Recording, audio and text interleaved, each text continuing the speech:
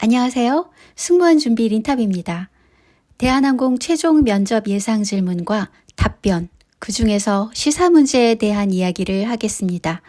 특히 2차 면접에 출제되었고 최종 면접에서도 질문으로 나올 가능성이 높은 두 가지 이슈에 대해 설명드리겠습니다.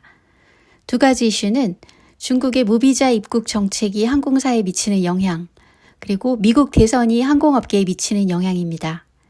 이 질문들은 미리 준비하지 않으면 면접장에서 당황할 수 있지만 대답을 잘할 경우 면접관들에게 깊은 인상을 줄 수 있고 당연히 합격 가능성도 높아집니다.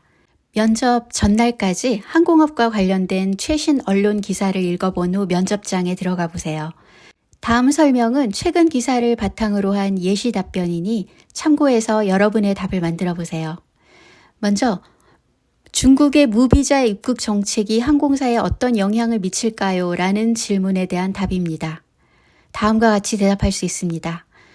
중국의 무비자 입국 정책은 대형 항공사에게는 기회가 될 수 있지만 저비용 항공사에게는 제약이 될 수 있습니다.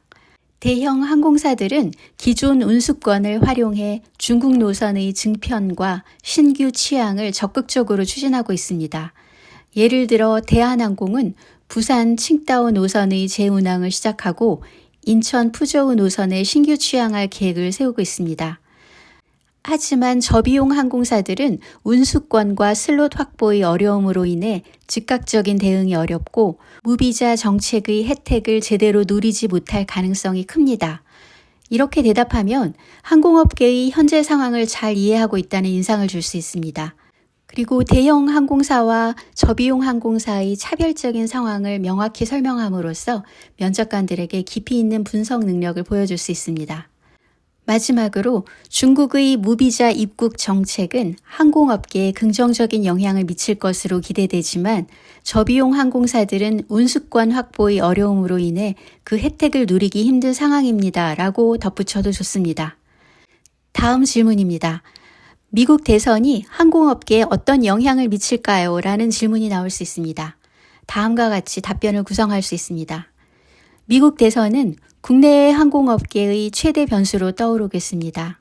도널드 트럼프 공화당 후보와 카멀라 해리스 민주당 후보의 정책 방향에 따라 환율, 유가, 규제 등 항공사 실적의 핵심 변수들이 크게 달라질 것으로 예상됩니다.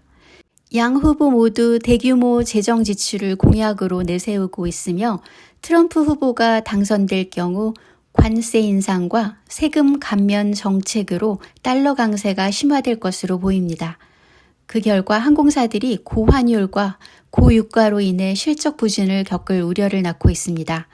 예를 들어 대한항공은 환율이 10원 오를 때마다 270억 원의 외화 평가 손실이 발생하는 것으로 알려져 있습니다. 트럼프 후보가 당선될 경우 셰일 오일 생산 확대와 석유업체 규제 완화로 유가 하락이 기대될 수 있습니다. 항공사 영업비용의 30%를 차지하는 유류비 부담을 덜어줄 수 있는 긍정적인 사항입니다. 하지만 중국산 제품에 대한 관세 인상으로 항공기 및 부품 생산 비용이 상승할 수 있고 중국의 보복성 관세 부과 가능성도 배제할 수 없습니다.